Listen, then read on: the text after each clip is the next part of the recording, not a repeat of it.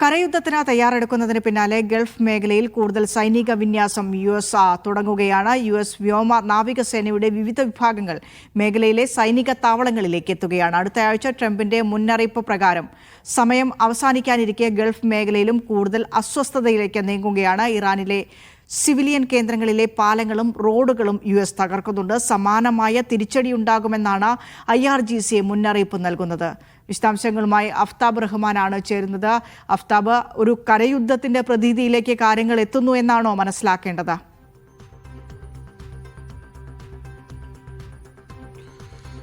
വിനിഷ, തീർച്ചയായിട്ടും. കാരണം ട്രംപ് ഇന്ന് ഈ പ്രഖ്യാപനം നടത്തിയത് മുതൽ തന്നെ തൊട്ടു പിന്നാലെ തന്നെ ഇസ്രയേലിന്റെയും US-ന്റെയും ഭാഗത്ത് നിന്ന് വലിയ തോതിലുള്ള ആക്രമണം നേരത്തെ MC സൂചിപ്പിച്ചു വെച്ചതുപോലെ തന്നെ ഇറാനകത്ത് നടന്നുകൊണ്ടിരിക്കുന്നുണ്ട്. അതിൽ തന്നെ അവിടെയുള്ള ഏറ്റവും പ്രധാനപ്പെട്ട തന്ത്രപ്രധാനമായ പാലങ്ങളും സിവിലിയൻ കേന്ദ്രങ്ങളുമാണ് ഇപ്പോൾ ആക്രമിച്ചു കൊണ്ടിരിക്കുന്നത്. അതിന് തൊട്ടു പിന്നാലെ IRGCയുടെ പ്രതികരണം, അവരുടെ ചില വക്താക്കളുടെ പ്രതികരണം വരുന്നുണ്ട്. സമാനമായ രീതിയിൽ കണ്ണിന് കണ്ണ് എന്നുള്ള സ്വഭാവത്തിൽ തന്നെ തിരിച്ചടി ഉണ്ടാകും എന്നുള്ളതാണ് പറയുന്നത്. സ്വാഭാവികമായിട്ടും ഇതിന്റെ ആശങ്ക മുഴുവൻ ഉണ്ടാവുക ഗൾഫ് മേഖലയിലാണ്. കാരണം US സഖ്യത്തിലുള്ള US-മായി ബന്ധമുള്ള പ്രധാനപ്പെട്ട ഗൾഫ് രാജ്യങ്ങളിലെല്ലാം തന്നെ ഇറാൻ ഇന്നലെ മുതൽ തന്നെ ആക്രമണം അത് വർദ്ധിപ്പിച്ചതായി നമുക്ക് കാണാൻ സാധിക്കും.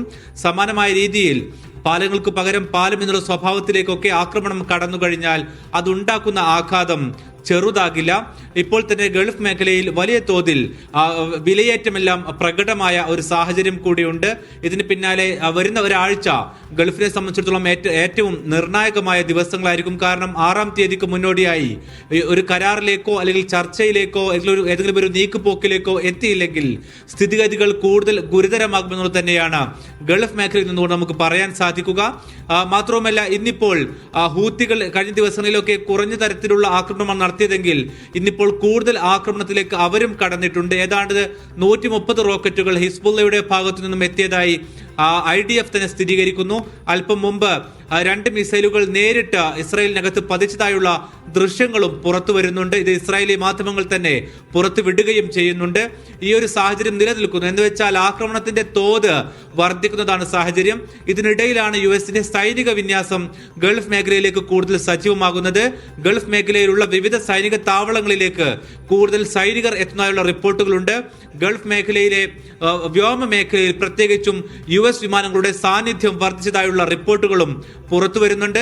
സ്വാഭാവികമായിട്ടും ഈ വരുന്ന ഒരാഴ്ച ഗൾഫിനെ സംബന്ധിച്ചിടത്തോളം ഏറെ ആശങ്ക ഉളവാക്കുന്നതായിരിക്കും. മാത്രവുമല്ല, ഏതെങ്കിലും നിലക്ക് കരയുദ്ധത്തിലേക്ക് പോയാൽ അതിന്റെ പ്രത്യാഘാതം ഗൾഫ് മേഖലയിൽ കൂടി ഉണ്ടാകുമെന്നുള്ളത് ഉറപ്പാണ്. കാരണം ഇതുവരെ നടന്ന ആക്രമണങ്ങളുടെ സ്വഭാവം വെച്ച് നോക്കിയാൽ ആ തരത്തിലാണ് പ്രത്യാക്രമണം ഇറാന്റെ ഭാഗത്ത് നിന്നും ഉണ്ടായിട്ടുള്ളത്. അപ്പോൾ സ്ഥിതിഗതികൾ കൂടുതൽ വഷളാകാനുള്ള ഒരു സാഹചര്യം നമ്മുടെ മുന്നിലേക്ക് വരികയാണ്.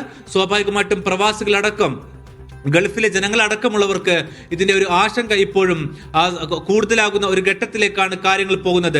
ഏതായിരുന്നാലും റഷ്യയുടെ ഭാഗത്ത് നിന്നടക്കം കൂടുതൽ ഇടപെടൽ ഉണ്ടാകുമെന്നുള്ള റിപ്പോർട്ടുകൾ വരുന്നുണ്ടെങ്കിലും ഏതെങ്കിലും നിലക്കുള്ള ഒരു മൂർത്തമായ രൂപത്തിലേക്ക് അല്ലെങ്കിൽ ഒരു കൃത്യമായ ഒരു രൂപത്തിലേക്ക് സമാധാന ചർച്ചകൾ എത്തുന്ന ലക്ഷണം നിലവിലില്ല. അതുകൊണ്ട് തന്നെ ഈ ആശങ്ക വരും ദിനങ്ങളിലും വർദ്ധിക്കും. ഈ സൈനിക വിന്യാസം കൂടുതലായി US നടത്തുന്നത്, പ്രത്യേകിച്ച് വിവിധ പടക്കപ്പലുകൾ കൂടുതലായി ഇങ്ങോട്ടേക്ക് പുറപ്പെട്ടതും മേഖലയിൽ യുദ്ധ സാഹചര്യം കരയുദ്ധത്തിലേക്ക് പെട്ടെന്ന് കടക്കുമോ എന്നുള്ള ആശങ്ക കൂടി നിലനിൽക്കുന്നുണ്ട്. ട്രംപിനെ നമുക്കറിയാം, പറയുന്ന ദിവസത്തിന് മുന്നേ തന്നെ ചർച്ചകൾ നടക്കുമ്പോൾ തന്നെ ആക്രമണം നടത്തുകയും പറയുന്ന ഡെഡ് ലൈന് മുമ്പേ തന്നെ അതെല്ലാം മറികടന്നുകൊണ്ട് ഏതെങ്കിലും തരത്തിലുള്ള നീക്കങ്ങൾ നടത്താനുള്ള സാധ്യതകളും നിലനിൽക്കുന്നുണ്ട്. ആ തരത്തിലാണ് മേഖലയിലുള്ള യുദ്ധവിമാനങ്ങളുടെയും സൈനികരുടെയും വിന്യാസവും നടന്നുകൊണ്ടിരിക്കുന്നത്. അഫ്താബ്, ഒരു കരയുദ്ധത്തിലേക്കുള്ള ഒരു സാധ്യത നിലവിൽ US-ന്റെ പല യുദ്ധക്കപ്പലുകളും അവിടെ എത്തിയിട്ടുണ്ടെങ്കിലും സൈനികർക്ക് പുറത്തിറങ്ങാൻ പറ്റാത്തൊരു സാഹചര്യമാണ്. ആ ഒരു സാഹചര്യത്തിൽ വലിയ രീതിയിലുള്ള മുന്നറിയിപ്പ് IRGC നൽകുന്നുമുണ്ട്. അടിക്കുകയാണെങ്കിൽ തിരിച്ചടിക്കുമെന്ന കൃത്യമായ നിലപാട് തന്നെ IRGC വ്യക്തമാക്കുന്നുണ്ട്. അതിനുള്ള ആയുധ ശേഖരവും ഇറാന്റെ പക്കൽ ഉണ്ട് എന്നുള്ളത് എല്ലാവർക്കും അറിയുന്ന കാര്യമാണ്. പക്ഷേ അമേരിക്കയുടെ പക്കലുള്ള ആയുധ ശേഖരത്തെക്കുറിച്ച് കഴിഞ്ഞ ദിവസം പെന്റഗൺ തന്നെ ആശങ്കയെ അറിയിക്കുന്നുണ്ട്. ഏകദേശം ഭൂരിഭാഗം ആയുധങ്ങളും ഉപയോഗിച്ചു കഴിഞ്ഞു, പ്രഹരശേഷിയുള്ള ആയുധങ്ങളടക്കം പ്രയോഗിച്ചു കഴിഞ്ഞു. അതിനാൽ തന്നെ ഇനി മുന്നോട്ട് യുദ്ധം നീണ്ടുപോയാൽ എത്രത്തോളം ആയുധശേഷി തങ്ങൾക്കുണ്ട് എന്ന കാര്യത്തിൽ പെന്റഗൺ കഴിഞ്ഞ ദിവസം ആശങ്ക പ്രകടിപ്പിച്ചിരുന്നു. അപ്പോൾ ഈ ഒരു സാഹചര്യം അമേരിക്ക ഏതെങ്കിലും തരത്തിൽ ഒന്ന് പേടിപ്പിച്ച് നിർത്തുക, ഇറാനെ ഒന്ന് പേടിപ്പിക്കുക എന്നുള്ളത് മാത്രമാണോ ഉദ്ദേശിക്കുന്നത്, അല്ലെങ്കിൽ ഒരു കരയുദ്ധത്തിലേക്ക് തന്നെയാണോ കാര്യങ്ങൾ പോകുന്നത്?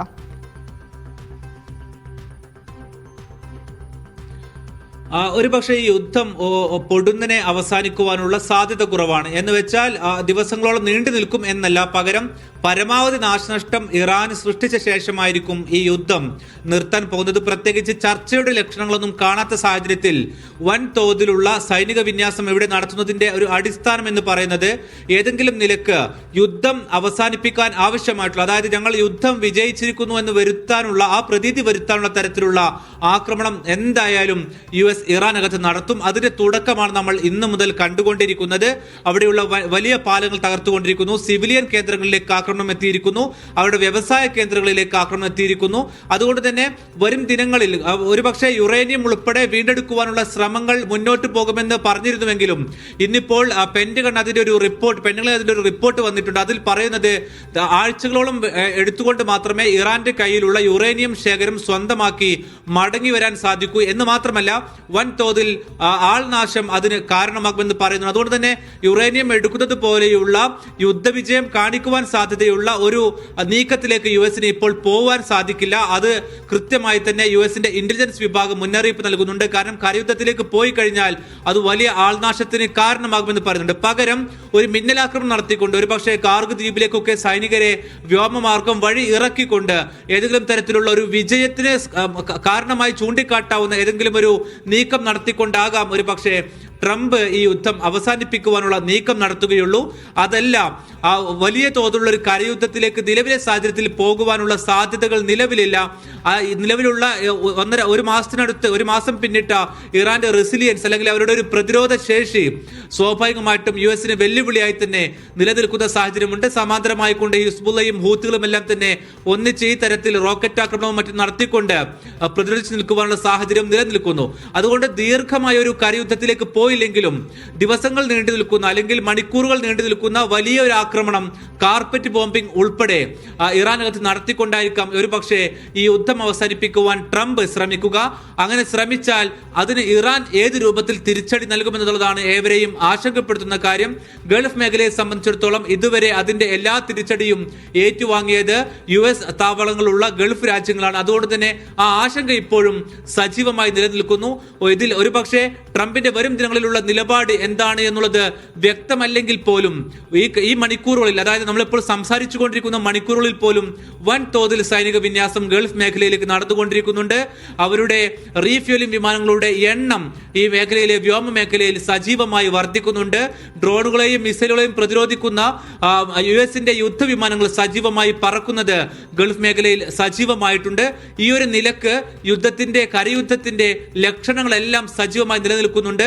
അത് പക്ഷേ ഇറാനെ പ്രതിരോധിച്ച് പേടിപ്പിച്ച് നിർത്തുവാൻ മാത്രമാണോ എന്ന് നമുക്ക് പറയാൻ കഴിയില്ല. കാരണം ഇറാനകത്തുള്ള ആക്രമണങ്ങൾ, പ്രത്യേകിച്ച് സിവിലിയൻ കേന്ദ്രങ്ങളിലുള്ള ആക്രമണങ്ങൾ അത് സജീവമായി തുടരുകയാണ്.